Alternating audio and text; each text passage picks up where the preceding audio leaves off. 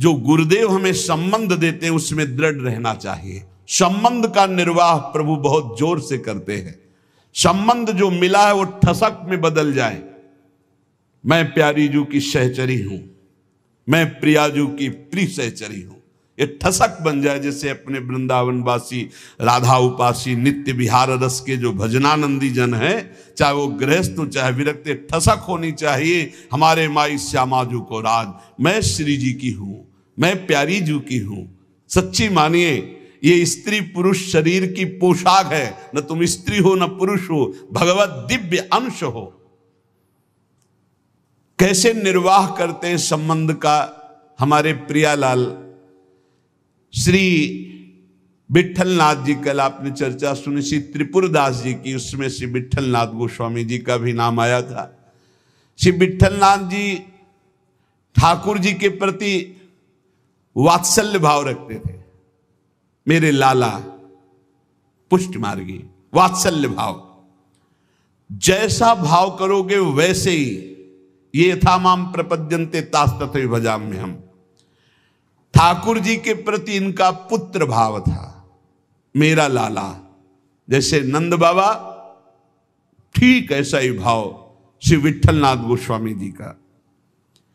एक बार श्री श्रीनाथ जी को दूध पवा रहे थे। ठाकुर जी ने एक घूंट पिया दूध और कटोरा ऐसे हटाते हुए कहा जय जय, क्या कमी रह गई दूध में? ठाकुर जी ने कहा बहुत मीठा कर दिया, मिश्री बहुत अधिक डाल दी, मुझसे पिया नहीं जाता। बड़ी मनोहार करी, आज पी लो, पी लो, कोई बात नहीं, क्योंकि पुत्र भाव है। ठाकुर जी ने बड़ा ऐसे करते हुए पिया। दूसरी बार भोग में आपने मिश्री कम मिलाई। ठाकुर जी ने एक घूंट पिया, ऐसे कर दिया। कहा जय जय, आज क्या कमी? कहा दूध तो एकदम सीठा कर दिया, फिर भी पी लो। थोड़ा ही कम तो मिश्री मिलाई, पहले वाले में आप कह रहे थे मिश्री बहुत अधिक है, इसलिए थोड़ी कम कर दी। बोले नहीं सीठा है, पी लो, आप पी लो, पी लो। बहुत दुलार किया, दूध पी लिया। तीसरी बार जब भोग लगाया तो मिश्री अलग दूध अलग। लालजू ने कहा आपने ऐसा क्यों किया, मिश्री क्यों नहीं मिलाई?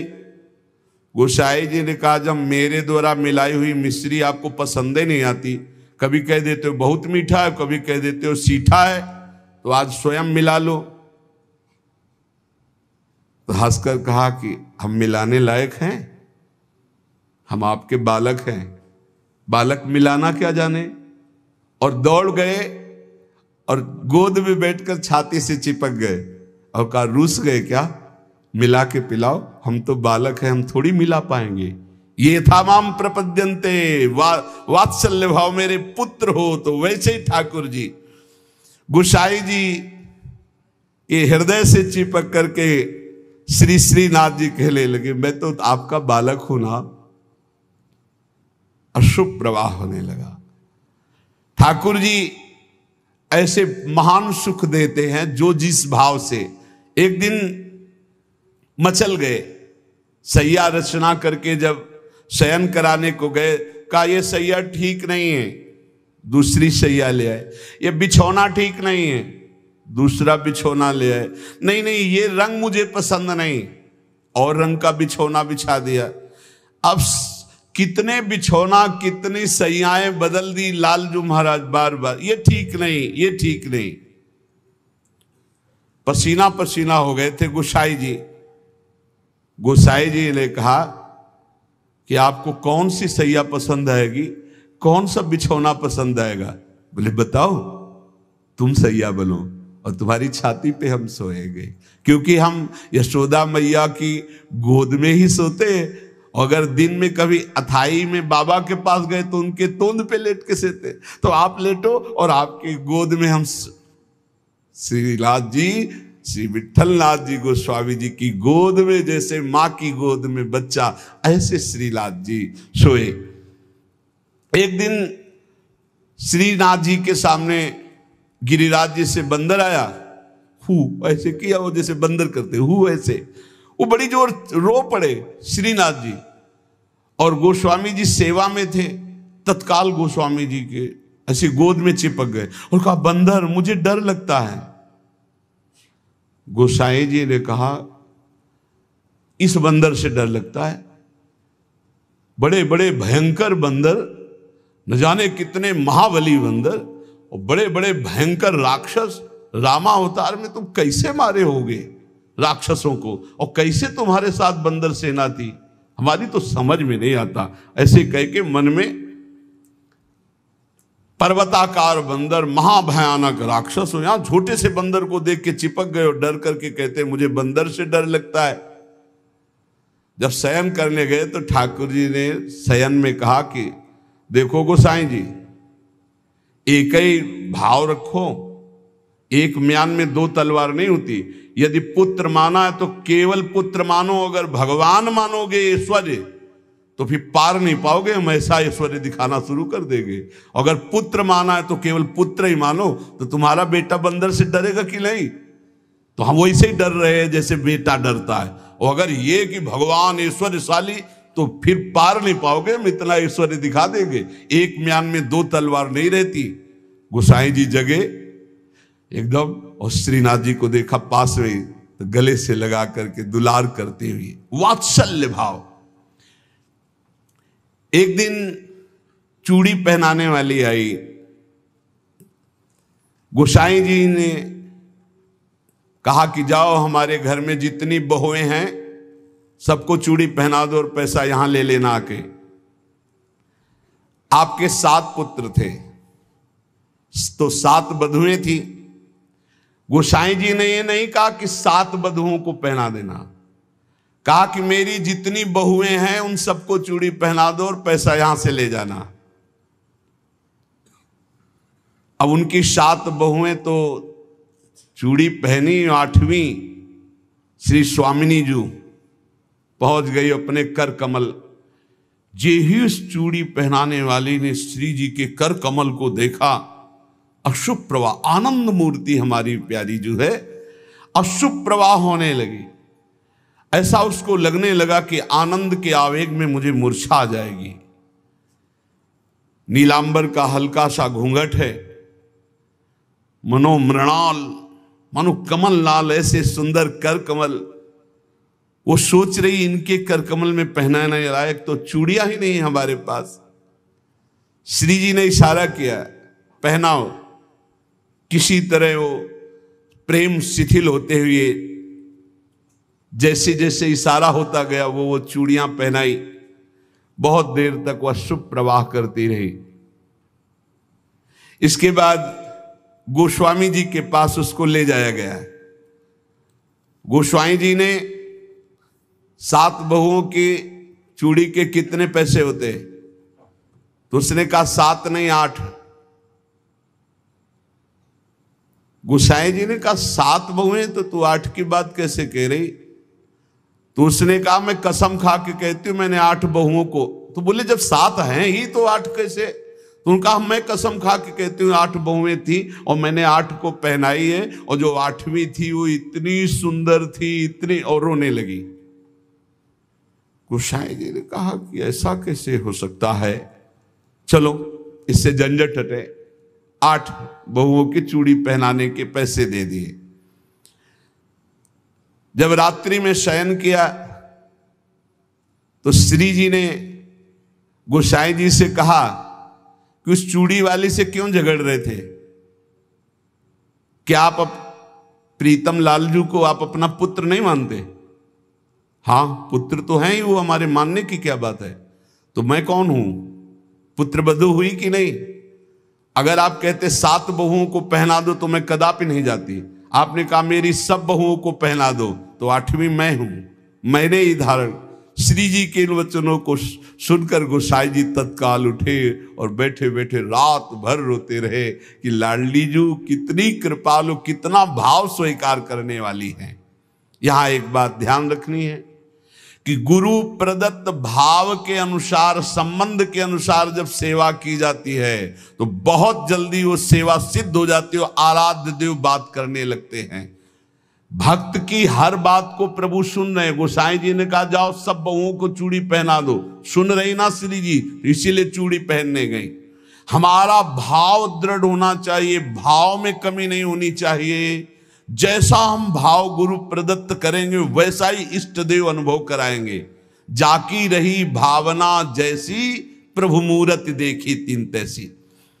एक अयोध्या में उमापति नाम के महापुरुष निवास करते थे।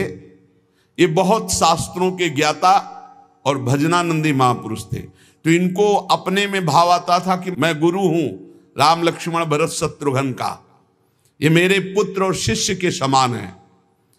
तो ये जब मंदिर में जाते कनक भवन में, तो कनक बिहारी राम जी को ये माला खरीदते और पहन के जाते और अपना पहना हुआ माला देते कि राम जी को और लक्ष्मण जी को पहना दो, और सीता जी के लिए कहते कि आधा दरवाजा मोड़ दो, पर्दा कर दो, बहू है हमारी। ये रोज ऐसा करते। पुजारी वैसा ही कहते, जैसा ही कहते, क्योंकि महापुरुष थे उमापति जी। पर वैष्णव जन संत जनों को अच्छा नहीं लगा कि भगवान को अपनी पहनी माला पहनाते हैं। सब वैष्णव जन खिलाफ हो गए और कहा ऐसा नहीं हो सकता, भगवान केवल तुम्हारे नहीं कि तुम आकर अपनी प्रसादी माला भगवान को पहनाते हो। तो उन्होंने कहा यदि आप लोग ऐसा कहते हो तो हमारी बात सुन लीजिए। गुरु के सामने शिष्य कभी अमनिया माला पहन ही नहीं सकता, और हमारे शिष्य हैं। बोले हम तुम्हारी इन बातों को नहीं मानते भावुकता की, लेकिन कल से आप ठाकुर जी को अपनी प्रसादी माला नहीं पहनाएंगे। वो अमनिया माला लेके आए 10 और कहा लो पहनाओ। तो जो राम जी के गले में डालते टूट के गिर जाती, लक्ष्मण जी के गले में डालते टूट के गिर जाती। 10 माला पहना दी, वो सब टूट के गिर गई। सब संत और वैष्णव खड़े देख, बोले देखा ये भला अमनिया पहन सकते हैं जब मैं इनका गुरु हूं। वशिष्ठ भाव से वो रहते। फिर उन्होंने माला मंगवाई और सामने माला पहनी और जे ही दी कि लो पहनाओ, वो माला टूटी रही, वो माला धारण हो गई। पंडित जी ने सब संतों से प्रार्थना की कि ठाकुर जी को जिस भाव से भजा जाता है ठाकुर जी वैसा ही व्यवहार करते हैं। आप अपने स्वामी के रूप में देखते हैं, लेकिन ये हमारे शिष्य हैं, हमारे पुत्र के समान हैं। क्योंकि मैं वशिष्ठ भाव से रहता हूं, इसलिए प्रभु मेरे भाव का पोषण कर रहे हैं, आप लोग अन्यथा ना समझिए। और जब ये मंदिर जाते तो पुजारी से कह देते कि जानकी जी की तरफ का दरवाजा थोड़ा सा जैसे बहु ओट में होती है ऐसे करो, कर देते। भावानुसार पुजारी जी जे ही देखते कि उमापति पंडित दर्शन करने आ रहे तो जानकी जी की तरफ दरवाजा कर देते या पर्दा कर देते। पुजारी जी विशेष सावधानी पूर्वक ऐसा करते। ये भी भक्तों को अच्छा नहीं लगा कि तुम ये अकेले थोड़ी दर्शन करते हो कि जानकी जी का, वो हमारी माता है, हमारे सर्वस्व हैं, आप ऐसा। तो एक दिन पर्दा नहीं किया। तो जे ही उमापति पंडित जी गए तो फटाक से आधा दरवाजा अपने आप बंद हो गया। सब आश्चर्यचकित हो गए, क्योंकि ऐसा कैसे। बस ये बात समझ लो, प्रभु भाव को बहुत पकड़ते हैं, भाव ही सबसे बड़ी वस्तु है। धड़ाक से दरवाजा बंद हो गया। पंडित जी ने पुजारी जी से कहा आप कभी चूक मत करना, जानकी जी हमारी बहू हैं, हमारे शिष्य की है, इसलिए वो कभी हमारे सामने ऐसे नहीं, पर्दा करके। तो पुजारी ने और संतों ने जान लिया कि महामहिम भाव को प्राप्त महापुरुष है, सबने क्षमा मांगी। गोसाई जी स्वयं पद रचना करने में कुशल और गा करके ठाकुर जी को पद सुनाने में कुशल।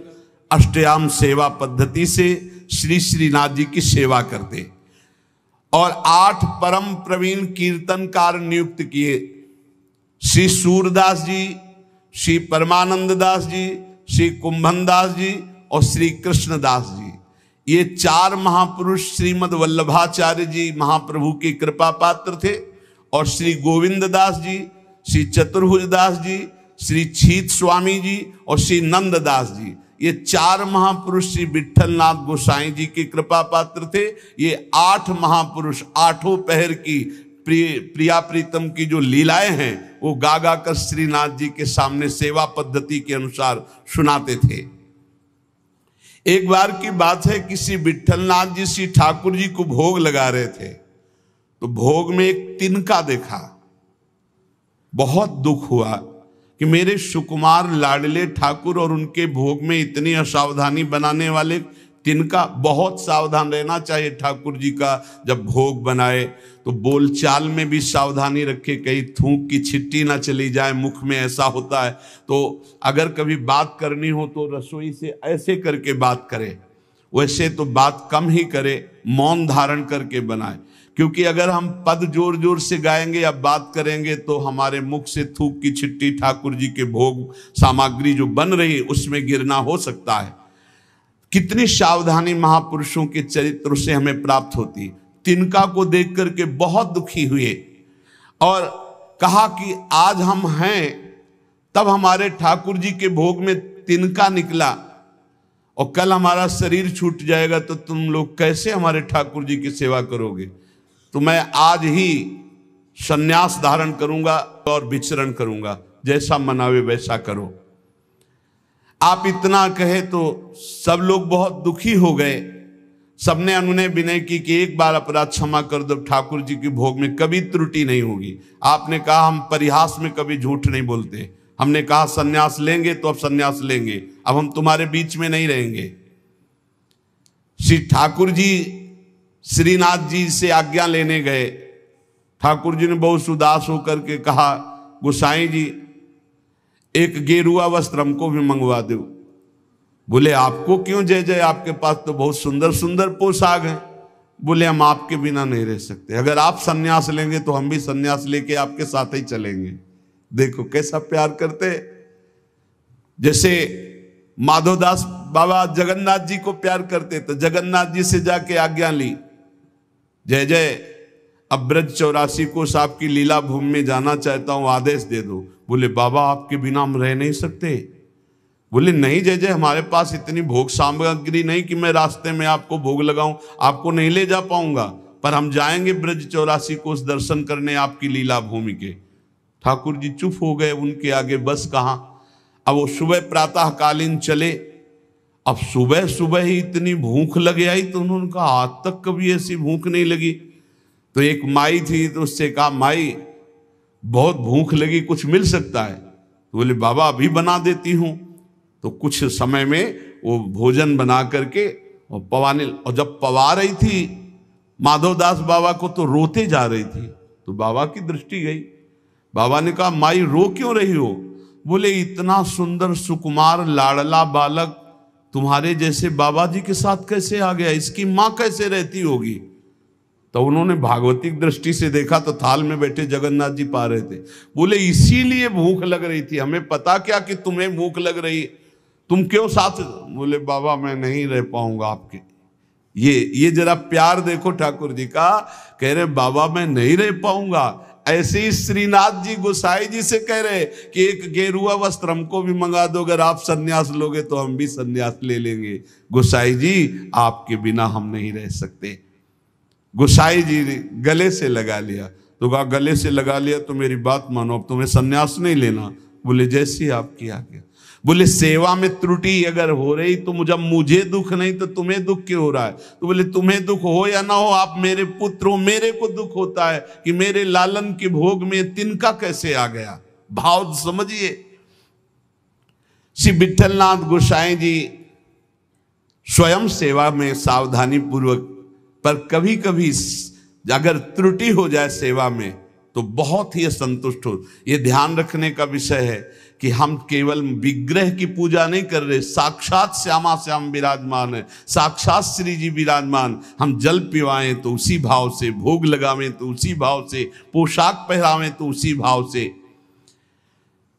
श्री गोस्वामी जी शयन करते थे गोकुल में आकर, और नित्य प्रति श्री श्रीनाथ जी की सेवा में आते। यहाँ जतिपुरा गोवर्धन में श्रीनाथ जी विराजमान थे, तो आप घोड़े पे चढ़ करके आते थे। यदि कहीं आने में कुछ विलंब हो जाए तो अन्य सेवा चाहे कोई कर ले, पर आरती आप ही रोज करते थे। आरती सेवा आप ही करते थे। आज भी बल्लभ कुल में नियम चला आ रहा है कि और ठाकुर सेवा तो सब मिलके करेंगे, लेकिन आरती गोस्वामी वंशज ही करेंगे। श्री ठाकुर जी की अक्षुण्ण सेवा गोस्वामी जी अपने बालक के समान मानकर करते। जो भगवन्निष्ठ सदाचारी पुरुष होते हैं तो उनका प्रभाव सबके ऊपर पड़ता है। उस समय भक्ति का वातावरण एक बन चुका था, जिसको देखो सब भगवान की भक्ति में निमग्न। जो श्री विट्ठलनाथ जी थे, ये श्रीमद वल्लभाचार्य जी के द्वितीय सुपुत्र है। आपका जन्म प्रादुर्भाव विक्रम 1572 में काशी के निकट चुनारगढ़ में हुआ। श्री आचार्य महाप्रभु वल्लभाचार्य जी ने प्रयाग में अड़ैल में आकर आपका जन्मोत्सव मनाया। बड़े शुभ संस्कार बचपन से ही। आचार्य महाप्रभु जी के निरीक्षण में आपने समस्त शास्त्रों का सम्यक अध्ययन किया और गृहस्थाश्रम में प्रविष्ट हुए। आपकी 2 पत्नियां थी, रुक्मिणी जी और पद्मावती जी। श्रीमद वल्लभाचार्य महाप्रभु जी के गोलोक गमन के अनंतर उनके ज्येष्ठ पुत्र श्री गोपीनाथ जी, ये द्वितीय पुत्र से श्री विट्ठलनाथ जी, गोपीनाथ जी आचार्य गद्दी पर बैठे, परंतु थोड़े ही समय में वो गोलोकवासी हो गए। और गोपीनाथ जी के जो पुत्र थे श्री पुरुषोत्तम जी, वो अभी बाल्यावस्था को थे, तो विट्ठलनाथ जी को ही सारा कार्यभार संभालने को मिला आचार्य गद्दी का। ठाकुर जी की सेवा, ठाकुर जी का सब ऐश्वर्य श्री विट्ठलनाथ जी संभाले। श्री विट्ठलनाथ जी संभाले तो, पर कृष्णदास जी ये वल्लभाचार्य जी के शिष्य और ये संपूर्ण सेवा सामग्री के अधिकारी थे।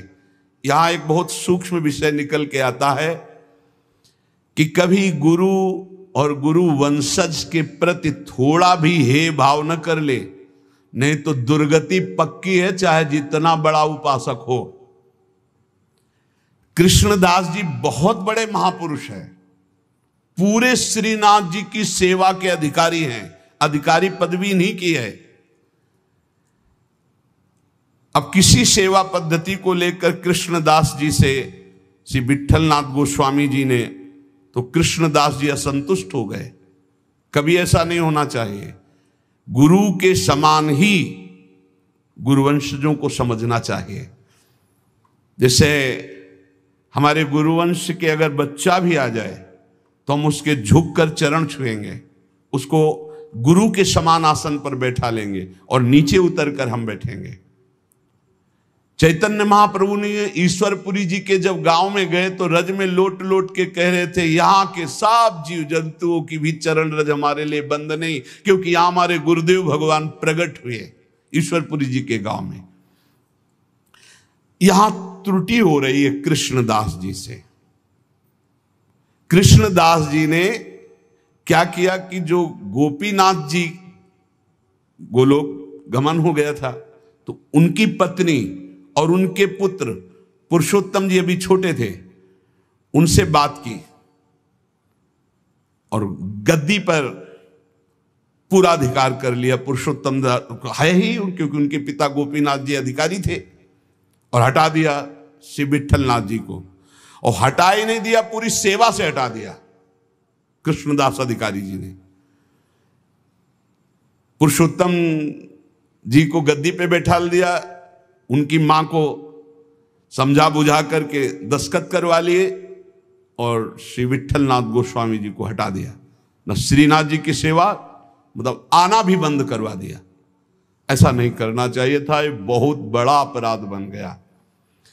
और बहुत बड़े महापुरुष हैं कृष्णदास जी, कोई साधारण नहीं। आगे उनके कभी चरित्र का श्रवण करना, इतने बड़े महापुरुष।